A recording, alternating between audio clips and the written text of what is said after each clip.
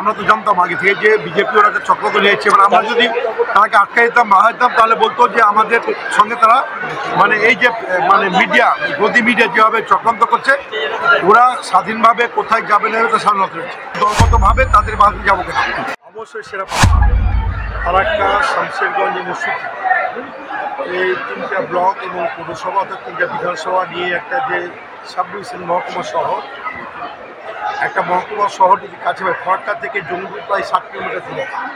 তো এই যে মানুষের যে উন্নয়নমুখী কাজগুলো সাব-ডিভিশন শহরে আসতে হয়, সাব-ডিভিশন অফিস যেতে হয়, সেহেতু এই মানুষগুলো অনেকটা দূরে মানে যে সমস্ত যাতায়াতের যে সমস্যা থেকে তারা সুরাহা পেল এবং আমি মনে করি এটা আমাদের জেলার পালঙ্কে একটা নতুন অলঙ্কার যুক্ত হলো, একটা নতুন সাব-ডিভিশন। এটা আমরা জেলাবাসীর পক্ষ থেকে আমরা আমাদের নেত্রী মমতা ব্যানার্জিকে আমরা কৃতজ্ঞতা জানাই, ধন্যবাদ জানাই এই নতুন সাব-ডিভিশন উপহার। এখানকার সাংসদকে দেখতে পাচ্ছেন, এটা বয়োজ্যেষ্ঠ হয়, তারপর আপনি জানেন যে শামশেরগঞ্জে ক্ষতিগ্রস্ত এলাকায় মুখ্যমন্ত্রী গিয়েছিলেন। ওখানে আমাদের শামশেরগঞ্জের বিধায়ক, ফারাক্কার বিধায়ক এবং আমাদের সংসদ খলিলুর রহমান সাহেব বিডিও অফিসে মুখ্যমন্ত্রীর সঙ্গে এই বেনিফিশিয়ারি মিটিংয়ে ছিলেন।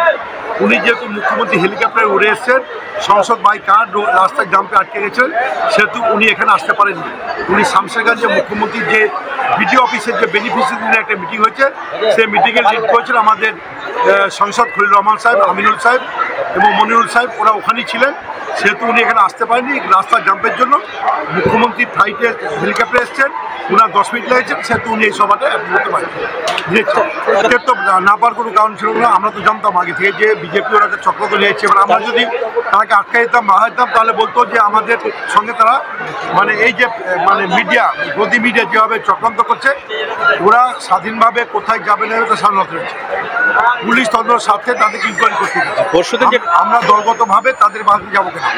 পরশুদিন যেটা দেখা গেল, পুলিশ বলছে যে আমাদের কাছে একটা এফআইআর এসেছিল যে কিডন্যাপ করা হয়েছে পরিবারের তরফ থেকে, এবং গতকালকে সেটা দেখা গেলো শুভেন্দু অধিকারী প্রেস কনফারেন্স করছে সেই ছেলেটাকে সঙ্গে নিয়ে, যাকে দিয়ে পুলিশ কেসটা করেছিল, এবং সে বলছে যে কেসটা আমাকে পুলিশ জোর করে। পুলিশের ব্যাটার পুলিশ বলতে হবে, এটা আমি বলতে হবে, পুলিশের ব্যাপার পুলিশের